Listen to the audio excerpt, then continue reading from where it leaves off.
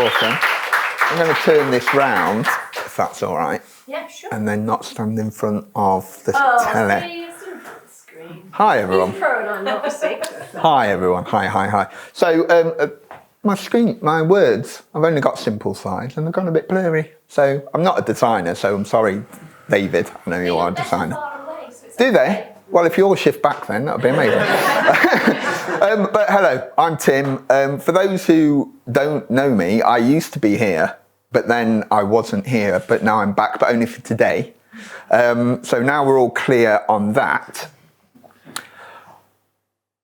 There's a reason why, well, Creative Mornings is a great thing. If you've not been to one before, every month there is a word that dictates the theme, right? And I love those words. I'm always super intrigued by these words. So there's two reasons why I chose ethos. One was because it wasn't one of the words that I had to Google to find the meaning of, like liminal and biophilia, right? I understood what ethos was. And secondly, I've been, for the last few years, 2 to 3 years, I've been doing a lot of kind of personal and professional change work, a lot of repositioning, a lot of, honestly, just a search for meaningful work and meaningful life. And to me, that smelt a little bit like ethos. So I thought maybe I've got some words to share about that. And that's what I'm going to share with you today, just insights and understanding from that journey, that work I've been doing. But first, I want to flip the script, right? I want to find out what you understand about ethos in the room. I want you to share your definition of ethos. Now, I don't want anyone Googling the boring dictionary definition of ethos. I want to know what ethos means to you. So who's going to kick us off? Go on, Claire. Is it like how you live your values in a way? That's how it feels to me. Excellent. Good. Anybody else? Any other ones? Go on, Rob. Like values were coupled with mindset and how I like to approach things and think about things. Nice, yeah. Anybody else? Anything to add? Go on, Han. A bit like your moral code. Yeah, okay. Sorry, I don't know your name. So like a personal manifesto. A personal manifesto. Good. Yeah, excellent. See, they're really good definitions. Now, I've got the official boring dictionary definition here. Right, the characteristic spirit of culture, era or community as it manifests in its attitudes and aspirations. Like some good words there. There's powerful words, attitudes and aspirations, which, can be translated as values or meaning or anything like that. And two big words that are relevant to the people in this room, in this particular organisation, culture and community, which we're all about. But I think looking between the lines in the liminal spaces, I learnt that from a Creative Mornings, you can see an additional piece of meaning. I see that the thing that ties that all together are individual humans, are the people like you and me, right, that are the ingredients of culture and community, right? And that's super important, I think, right? It led my thinking on search for meaning and putting together this talk to look at another definition, right? To go a little bit deeper into the understanding. And I came across this guy. Actually, I hang around with this guy quite a lot, Aristotle. He is Greek and from 330 BC, but he features a lot in my work. If you say it. He first wrote about ethos, right? He does some amazing work about persuasion and effective communication, right? All the way back in 330 BC. So we've known what effective communication and trying to make stuff meaningful is for thousands of years. So Aristotle came up with 3 famous words: ethos, pathos, and logos, right? Or logos. Not sure how you pronounce it. Not Greek. But ethos is trust in today's language. Pathos is... What's pathos? It's an island off. Oh, it is. It's an island off Greece. But in today's language, they mean trust, think and feel, right? They're the ingredients of persuasion, the ingredients of meaningful communication. And it goes on to explain, actually, about ingredients, right? And I love this kind of analogy, right? I love using an analogy to explain something in the work I do. And the analogy that I usually pick is cake, because everybody likes cake, right? But cake has two fundamental processes in it, right? It has ingredients, which is a bunch of stuff that makes a thing beautiful and tasty and amazing, and a method, a recipe, right? A map, a strategy of how to put them together to get this thing that you want at the end. Now, Aristotle defines ethos as credibility and character, right? Credibility and character. So your personal ethos, this is where I went in my thinking, right? We all have our own ethos. And he says it builds, your ethos is your credibility and character. But they're two kind of complicated words, right? There's a lot of meaning in credibility and character. I'm sure that credibility and character has a different meaning and shows up differently for each of us, right? Which is where I started to think about the cake of ethos and what are the ingredients of ethos, right? What are the individual parts? What does it look like when we write it down, when we list it out, when we break it down into how can we design and understand the ethos more? So Aristotle, again, broke this down into a bit more. So he says, these are the ingredients of ethos, which is your credibility and character, right? Trustworthiness and respect, similarity to your audience, authority and expertise and reputation, right? So these are the key ingredients that we've known about to build ethos, to be able to use ethos to guide the way we live, to build our values, to build our own manifesto, to show up in the world how we want to show up, right? For thousands of years. So we've known these kind of key ingredients. And they're interesting. They're good. They're a bit formal. It's very smart Aristotle. They're a bit academic. He was writing in a time when the world was a little different, and it was the people who got to speak and got to communicate were political and in the Senate and stuff like that. But they're good words, right? We all can look at these ingredients, trustworthy, respect, authority, reputation, and say what it means to us. Like, what do I think my reputation is, and what do others think? Is it matched, right? Is there a similarity to your audience, right? Which is how you build trust. But I've got another definition, right? There was a lot of complicated words in that section. And I'm a big fan of making things simple, right? Trying to simplify complex ideas. So we started off with understanding the definition of ethos. And now I want to bring it back to what I think it is, right? Ethos is your truth. Because we're all part of this culture and this community and part of organizations and things that we live in. But we're all interconnected, right? And there's an element of we attract like magnets, like-minded people, you know? And I think things like ethos, whether you call it purpose, whether you call it raison d'etre, whether you call it your mission, it doesn't really matter how you dress it up, right? But the essence of it is it's your truth, right? These are the things that are the first principles, right, at the center of you. The first principles are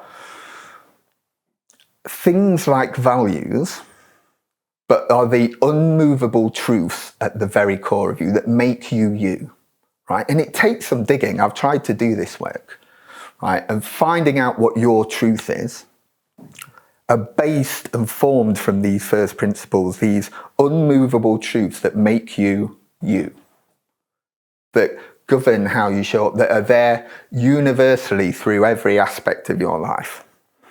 Right, so ethos is your truth. Now, it might be a big question, but do any of you, looking what we understand about ethos now, like the definitions and Aristotle and such, like, do any of you know what your truth is or want to try and communicate it? Has anybody got a purpose statement or a thing that drives them? Doesn't matter if not, it's a big question. Could it be for your business, perhaps? So it might not be you, it might be your creative. If you want to, if you've got definitions, it doesn't matter, but like it's the truth. Like, does anybody have this thing that you know what your truth is? Doesn't matter if not. So are we all unsure or not quite sure, right? Put your hand up if you need a bit of that. That's all right, because it's a big piece of work and I've got some useful stuff from that, right? So I've been working on understanding your truth for a while, what people's truth are, and I'm trying to create one of these recipes, right, of how people can build their ethos, can seek to understand it so they can live it. Now, I've broken it down into really useful questions. There's 4 questions, there's 3 on the screen now, and these questions are tools. So if you're doing this work of trying to understand what your ethos is, right, trying to get it together so that you can live it, so it can guide you, it can be these values, these manifesto. So these are the first 3. What are you grateful for? This isn't a question for you to answer now. This is just a prompt for thinking. What makes you happy? What are you great at? Not what you're good at, but what are you great at? What do you do better than a majority of other people? Plus there's one more question. It's a big question, and I am going to ask this again to you guys. If you knew that you wouldn't fail, what would you start doing today? If you knew that you wouldn't fail, what would you start doing today? I'm going to stand here awkwardly for about 20 seconds in silence because I want somebody to answer. Backflips. Backflips is an amazing one. Can you not do them? No. I bet Rob can do them, though. Probably. I've never tried it. Probably. Excellent. Anybody else? Start a business. What business? A creative business. Okay. Great. These questions, when you answer them, when you give yourself the opportunity to unpack the answer, to list them out in your notebook, to do this piece of work, this creative work. Let me go backwards, yeah. So what are you grateful for? What makes you happy? What are you great at? List these things. And then if you knew you wouldn't fail, what would you start doing today? In those answers are the ingredients of your ethos. The answers of that make the ingredients of your ethos. It's in there somewhere, your truth, right? And the way we unpack our truth or seek to understand the things that drive us or drives behaviours of a community or teams at work is by understanding the ingredients and the method that makes them tick. There's one big reason why I think this work is important, why it's important for people to try and understand their ethos. And it's this, like if people don't understand your truth, they won't believe it. And if they don't understand your truth, how will they know who you are or what you stand for? Or, I'm going to use a really wanky word, sorry Instagram, authentic, being authentic, I hate that word. Yeah, but if people don't understand your truth, they won't believe it. They won't believe that's what you stand for. That won't believe that what you show up, right? So you need to be able to understand what these elements of truth are and then be able to communicate it. But not just communicate it, to prove it true. The only way you can prove what your truth is by living it, right? By making it an action, right? By making it a value that you live every day. A virtue is an actioned value, basically, right?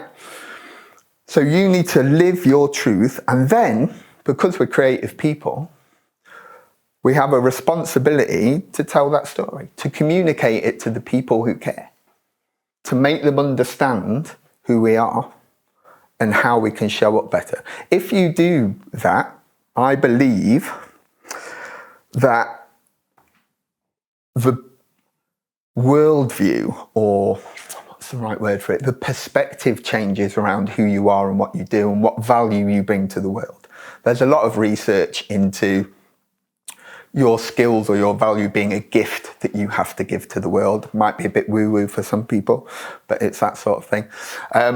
But it's based on your truth, right? You have to live your truth. It's the thing that makes you you.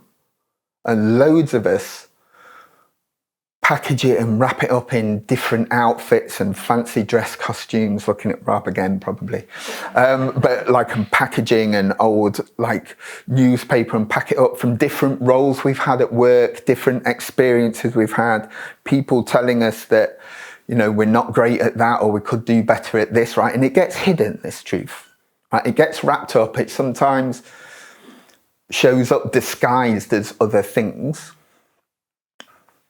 but it's in there, right? And it's the core of who you really are. So if people don't understand your truth, they won't believe it. So doing that work and unpacking it is an important piece, right? Because we all want to show up intentionally in our work, right? It gives us the freedom to choose knowing this piece of work. I've done this piece of work, like I say, on myself, and I've even mentored and worked with other people and other leaders in organizations to find out what their truth is and how they can show up in work better. Like what work means to them. You have to unlearn a few things, unwrap a few bits of weird Spider-Man costumes and old chip wrappers. McDonald's bags was mine mainly. But it's in there, and it's important that you live your truth. Which leads me to the last slide, really, which is my truth, which is probably the most boring bit. But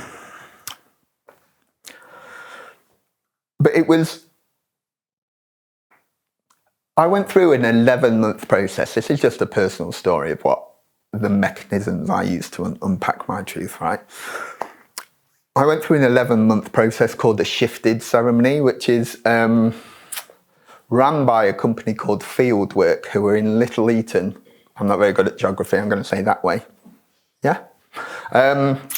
Which are an amazing consultancy, and they do transformation of organisations to be purpose-driven, so meaningful. Right, and they did this for people like Mars. They did it for Alibaba, the big Chinese supergiant company. They did it for Y-Leader, who make amazing mops, like big companies. But they do an interesting way of using it. They use native people's wisdom, right? So symbols, ceremonies, and stories taken from native peoples and put it in this big corporate setting. So I did a bit of brand strategy work for them. But was struggling to, like, I understood the words and the definitions and the meaning, right?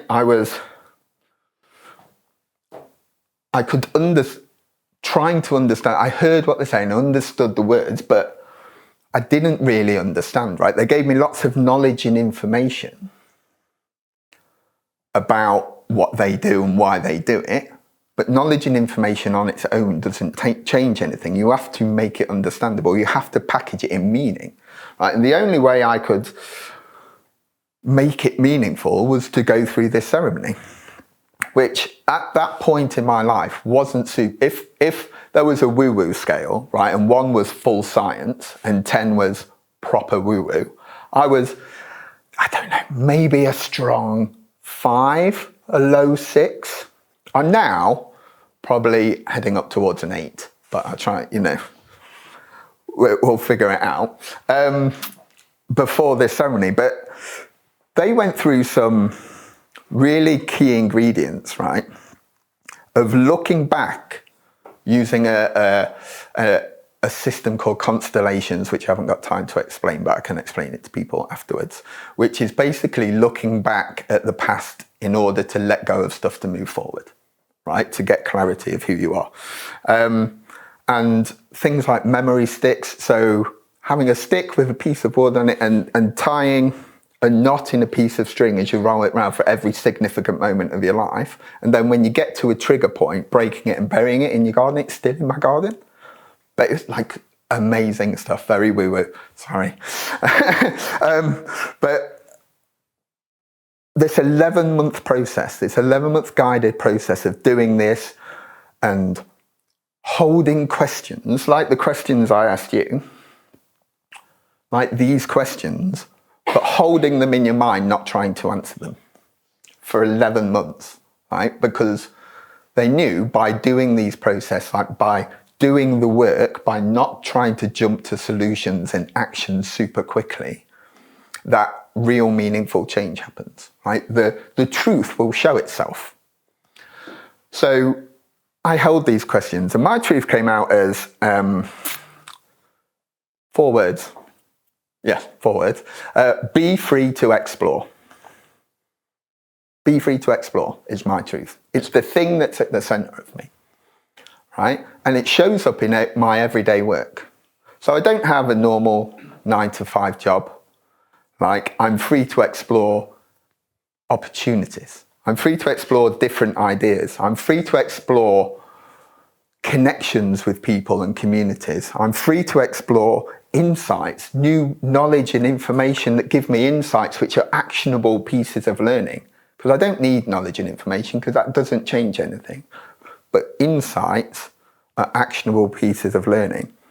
So this is the thing that drives me, right? I refer to it as my compass. It always points me to my true north. I'm free to explore.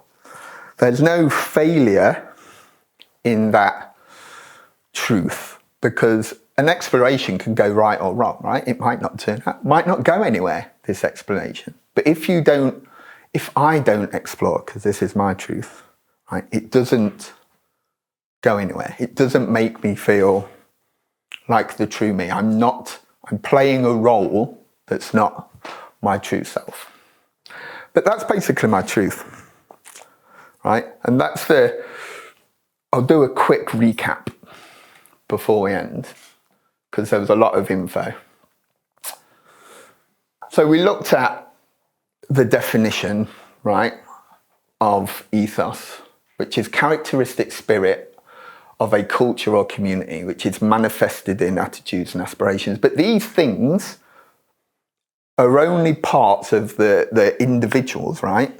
Communities and cultures are made up of individuals who have a like mind about something, a need, a shared responsibility or drive or curiosity.